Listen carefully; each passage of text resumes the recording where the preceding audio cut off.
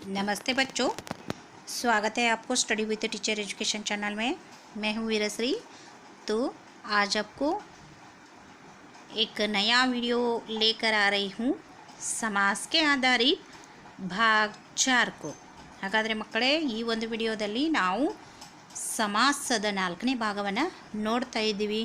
ಇಂದಿನ ವಿಡಿಯೋದಲ್ಲಿ ನಾವು ಅವ್ಯಯೀಭಾವ ಸಮಾಸ ಮತ್ತು ತತ್ಪುರುಷ ಸಮಾಸ ಮತ್ತು ಕರ್ಮಧಾರಯ ಸಮಾಸಗಳನ್ನ ನೋಡಿದ್ದೀವಿ। ಆದರೆ ಈ ವಿಡಿಯೋದಲ್ಲಿ ನಾನು 3 ಸಮಾಸಗಳನ್ನು ಹೇಳಬೇಕಂದಿದ್ದೀನಿ।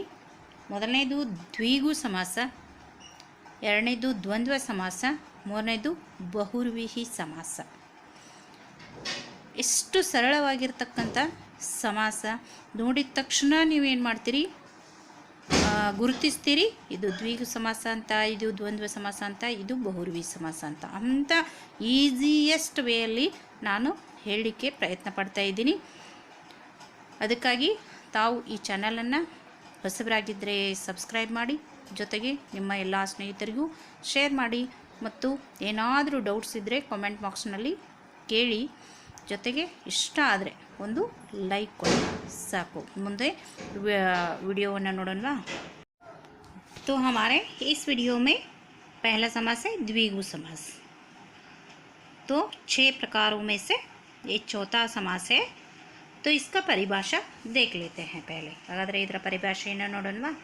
इस समास में पहला पद संख्यावाची होता है, यह समस्त पद समूहवाची भी होता है। ಹಾಗಾದರೆ ಈ ಸಮಾಸದಲ್ಲಿ ಏನಿರುತ್ತೆ, ಮೊದಲನೇ ಪದ पहला पद नहीं पूर्व पद, 2 पद होता है समास में, एक पहला पद और दूसरा उत्तर पद।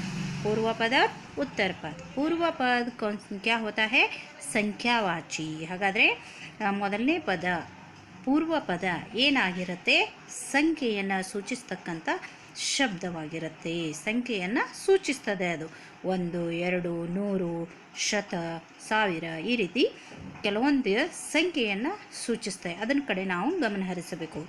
ಜೊತೆಗೆ ಇದು ಏನನ್ನು ತೋರಿಸ್ತದೆ ಅಂದರೆ ಸಮೂಹವನ್ನು ತೋರಿಸ್ತದೆ, ಗುಂಪನ್ನು ತೋರಿಸ್ತದೆ। ಈ ಸಮಾಸ ನೋಡಿದ ತಕ್ಷಣ ನಿಮಗೆ ಗೊತ್ತಾಗಿಬಿಡ್ತೈತಿ ಇದು ಒಂದಲ್ಲಪ್ಪ, ಭಾಳಷ್ಟು ಸಮೂಹ ಇದೆ, ಹೀಗಾಗಿ ಇದು ದ್ವಿಗು ಸಮಾಸ ಅಂತ।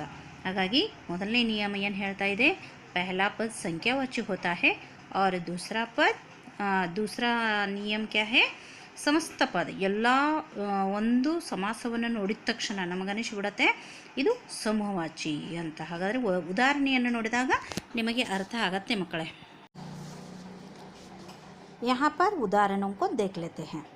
700 का समूह सत्सई, यानी यहाँ पर 700 क्या है, दोहे हैं। तो 700 दोहों से जो समूह बनता है उसे सत्सई कहा जाता है। ಹಾಗಾದರೆ ಮೊದಲನೇ ಪದ ಯಾವುದು, 700। ಹಾಗಾದರೆ 700 ಅನ್ನತಕ್ಕಂಥದ್ದು ನಿಮ್ಗೆ ಗೊತ್ತಾಗತ್ತೆ, 700 ಏನಿದು ಸಂಖ್ಯಾವಾಚಕ। ಹಾಗಾದರೆ ಸಮೂಹ, ಗುಂಪು, ಇದ್ರ ಗುಂಪು 700 ದೋಹೆಗಳ ಗುಂಪು ಏನಂತ ಕರಿತೀವಿ, ಸತ್ಸಯಿ ಅಂತ ಕರಿತೀವಿ। इस तरह अगला उदाहरण, 3 धाराएं। 3 तो क्या है, पहला पद है, 3 तो क्या है, संख्यावाचक है। धाराएं ये तो समूह हो गए, धारा, धाराएं। इस तरह त्रिधारा आपको देखते ही मालूम हो जाता है, ನೋಡಿದ ತಕ್ಷಣ ಗೊತ್ತಾಗಿಬಿಡುತ್ತೆ ಇದು ದ್ವಿಗು ಸಮಾಸ ಅಂತ। 5 वटों का समूह। ಹಾಗಾದರೆ ಮೊದಲನೇ ಪದ ಏನಿದೆ, ಸಂಖ್ಯಾವಾಚಕ ಇದೆ, पंचवटी। 3 बेनियों का समूह, त्रिवेणी। 100 वर्ष का समूह, शताब्दी। 4 राहों का समूह, चौराहा, तथा 12 मासों का समूह, 12 मासा। इस तरह इसमें क्या है, पहला पद तो संख्यावाची होता है और समस्त पद क्या होता है, समूह होता है, समूह यानी। ಹಾಗಾದರೆ ಎರಡನೇ ಸಮಸ್ತ ಪದ ಏನಾಗಿರುತ್ತದೆ, ಸಮೂಹ ಸೂಚಕವನ್ನು ತೋರಿಸ್ತದೆ, ಸಮೂಹವನ್ನು ತೋರಿಸ್ತದೆ। हमारा अगला समास है बच्चों द्वंद्व समास। ಹಾಗಾದರೆ ಮುಂದಿನ ಸಮಾಸ ಯಾವುದು, द्वंद्व समास। जिस समास में दोनों पद प्रधान होते हैं, कोई गौण पद नहीं होता, उसे द्वंद्व समास कहते हैं। इसमें 2 शब्दों के मिलने वाले समुच्चय बोधकों को और तथा या ಅಥವಾ एवं का लोप हो जाता है। ಹಾಗಾದರೆ ಇಲ್ಲಿ ನಾವು ಏನನ್ನು ನೋಡ್ತೀವಿ, ಈ ಸಮಾಸದಲ್ಲಿ जिस समास में इस समास में क्या हो जाते हैं, दोनों पद प्रधान होते हैं। ಎರಡೂ ಪದಗಳು ಪೂರ್ವ ಪದ ಆಗಿರ್ಬೋದು ಉತ್ತರ ಪದ ಆಗಿರ್ಬೋದು ಎರಡೂ ಪ್ರಧಾನವಾಗಿರ್ತಾವೆ, ಅದನ್ನೂ ಕಡಿಮೆ ಅಂತ ಹೇಳಕ್ಕೆ ಬರೋಂಗಿಲ್ಲ, ಇದನ್ನು ಕಡಿಮೆ, ಎರಡೂ ಸಮಾನವಾಗಿ ಹೋಗ್ತಾವೆ, ಎರಡೂ ಮಹತ್ವಪೂರ್ಣ, ಎರಡೂ ಇಂಪಾರ್ಟೆಂಟೇ। ಕೊಯ್ ಗೌನ್ ಪದ ನಹಿ ಹೋತಾ, ಯಾವುದೂ ಕಡಿಮೆ ಇಲ್ಲ ಇದರೊಳಗೆ, ಯಾವುದು ಅದರೊಳಗೆ ಒಂದಕ್ಕೊಂದು ಇದರೊಳಗೆ ಇದಾಗೈತಿ ಅಥವಾ ಇದನ್ನು ಬಿಟ್ಟು ಬಿಡೋನು ಅನ್ನುವಂಗಿಲ್ಲ, ಎರಡೂ ಮೇನ್ ಒಂದು ಗಾಲಿಯ ಅಥವಾ ಒಂದು ಬಂಡಿಯ ಎರಡು ಚಕ್ರಗಳಿದ್ದಂತೆ ಇವೆರಡು ಸೇಮ್ ನೋಡಿ, ಶಬ್ದ ನೋಡಿದ ತಕ್ಷಣ ನಿಮಗೆ ಗೊತ್ತಾಗುತ್ತೆ, ಅಲ್ಲಿ ಒಂದು ಬಂಡಿಗೆ ಯಾವ ರೀತಿ ಎರಡು ಚಕ್ರಗಳಿರ್ತಾವಲ್ಲ, ಸೇಮ್ ಎರಡು ಚಕ್ರಗಳು ಬೇಕು, ಅದೇ ರೀತಿ ಒಂದು ಚಪ್ಪಾಳೆ ಆಗಬೇಕಾದ್ರೆ ಎರಡು ಕೈಗಳು ಬೇಕು, ಅದೇ ರೀತಿ ದ್ವಂದ್ವ ಸಮಾಸ ಆಗಬೇಕಾದ್ರೆ ಪೂರ್ವ ಪದನೂ ಬೇಕು ಉತ್ತರ ಪದನೂ ಬೇಕು, ಎರಡೂ ಮಹತ್ವಪೂರ್ಣವಾಗಿರ್ತಕ್ಕಂಥ ಶಬ್ದಗಳು। ಹಾಗಾದರೆ ಇಸ್ಮೆ ದೋ ಶಬ್ದೋಂಕೋ ಮಿಲ್ನೆ ವಾಲೆ ಸಮುಚ್ಚಯ ಬೋಧಕ ಯಾವ್ಯಾವ ಇರ್ತಾವಂದ್ರೆ ಸಮುಚ್ಚಯ ಬೋಧಕ ಆರ್ ತಥಾ ಯಾ ಅಥವಾ ಏವ, ಈ ಶಬ್ದಗಳು ಏನಾಗ್ತಾವ ಲೋಪ ಆಗ್ತಾವ, ಇವೆಲ್ಲ ಏನು ಮಾಡ್ತಾವ ಪೂರ್ತಿ ಲೋಪ ಆಗಿಬಿಡ್ತಾವ, ಹೋಗಿಬಿಡ್ತಾವ, ಸಮಸ್ತ ಪದ ಅಥವಾ ಸಾಮಾಸಿಕ ಪದ ಆದ್ಮೇಲೆ ಇವು ಲೋಪವಾಗಿ ಬಿಡ್ತವೆ। ಹಾಗಾದರೆ ಉದಾಹರಣೆಗಳನ್ನು ನೋಡೋಣ। तो यहाँ पर उदाहरण है बच्चों, पहला है विग्रह पद और समस्त पद। विग्रह पद को देख लेते हैं, सीता और राम। तो यहाँ पर कौन कौन से पद हैं, पूर्व पद है और उत्तर पद है। जो पूर्व पद होता है सीता और उत्तर पद राम, जिस तरह सीता राम यानी जो समुच्चय बोधक शब्द है, और इस तरह पाप अथवा पुण्य, पाप पुण्य, पाप भी महत्व है और पुण्य भी महत्व है, दोनों समान रूप से चल रहे हैं शब्द। ಹಾಗಾದರೆ ಎರಡೂ ಸಮಾನತೆಯಿಂದ ನಡೀತಾ ಇದೆ ಇಲ್ಲಿ, सुबह और शाम, सुबह ಮತ್ತು शाम, और तो लोप हो गए समस्त पद बनने पर। सुख या दुख, सुख दुख, या लोप हो गया, दाल और रोटी, और तो लोप हो गया, उसके बाद समस्त पद बन गया दाल रोटी। इधर उधर, ಇದರನೂ ಅಷ್ಟೇ ಉದರನೂ ಅಷ್ಟೇ, ಯಾವುದು ಹೆಚ್ಚಿಲ್ಲ ಯಾವುದು ಕಡಿಮೆ ಇಲ್ಲ। और ये तो समस्त पद बनते समय क्या हो गया, लोप हो गया। दो और चार, दो चार, ಹಾಗಾದರೆ और ಅನ್ನುವ ಶಬ್ದ ಇಲ್ಲಿಯೂ ಏನಾಯಿತು, ಸಮುಚ್ಚಯ ಬೋಧಕ ಲೋಪ ಆಯಿತು। ಭಲ और बुरा, भला बुरा, यहाँ पर भी और ಸಮುಚ್ಚಯ ಬೋಧಕ ಲೋಪ हो गया। ಈ ರೀತಿ ಕೆಲವೊಂದಿಷ್ಟು ಸಮುಚ್ಚಯ ಬೋಧಕ ಶಬ್ದಗಳು ಲೋಪವಾಗುತ್ತವೆ, ಅವು ಯಾವುವು, और तथा या अथवा एवं, जिस तरह जो समस्त पद बनने से वह लोप हो जाता है उसे कहा जाता है ದ್ವಂದ್ವ ಸಮಾಸ। ದ್ವಂದ್ವ ಅಂದ್ರೆ ನಮಗೆ ದ್ವಂದ್ವ ಆಗಿಬಿಡ್ತೈತಿ, ಇದು ಇಂಪಾರ್ಟೆಂಟು ಇದು ಇಂಪಾರ್ಟೆಂಟು, ಮಾತಾ ಇಂಪಾರ್ಟೆಂಟ್ पिता इम्पोर्टेंट, इस तरह सीता इम्पोर्टेंट राम इम्पोर्टेंट, पाप इम्पोर्टेंट पुण्य इम्पोर्टेंट, इस तरह ಶುಭ ಶಾಮ್ ಎರಡು ಸಮಾನ ರೀತಿಯಲ್ಲಿ ನಡೀತಾ ಇವೆ। ಹಾಗಾಗಿ ಇವುಗಳನ್ನು ಏನಂತ ಕರಿತೀವಿ ನಾವು, ದ್ವಂದ್ವ ಸಮಾಸ ಅಂತ ಕರಿತೀವಿ। समास में यह अंतिम प्रकार है बच्चों, तो बहुव्रीहि समास। इसका परिभाषा देख लेते हैं हम। जिस समास में समस्त पद में कोई भी पद प्रधान न होकर अन्य कोई पद प्रधान हो उसे बहुव्रीहि समास से जाना जाता है।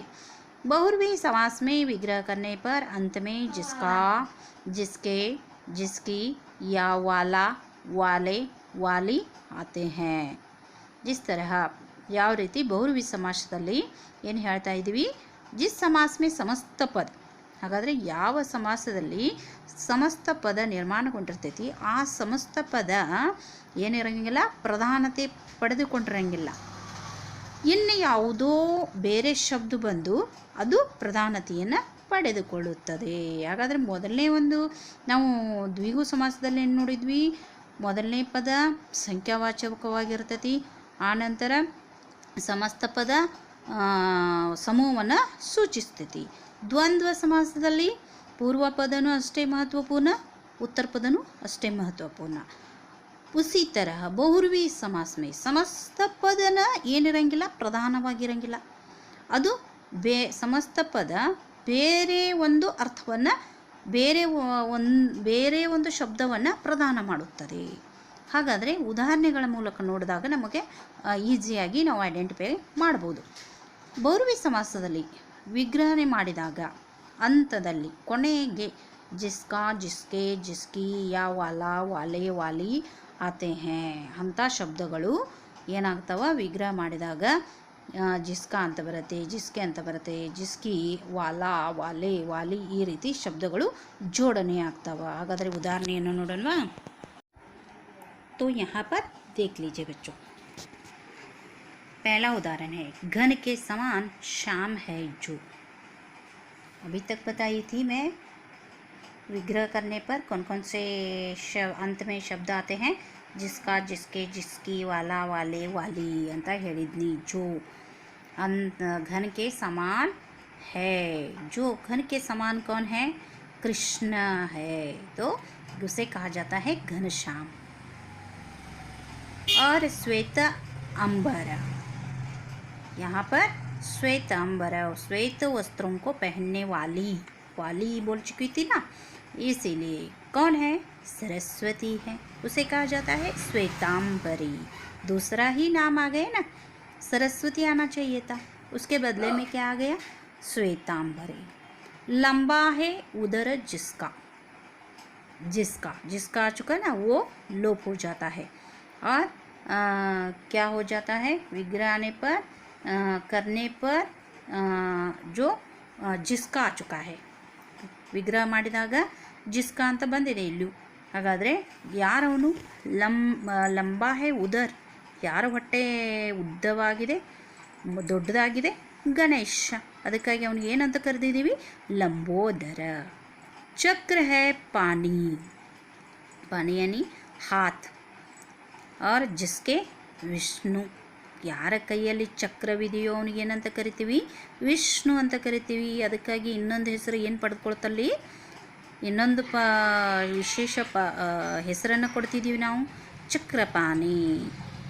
ಇದು ಬಹುರ್ವಿ ಸಮಾಸ.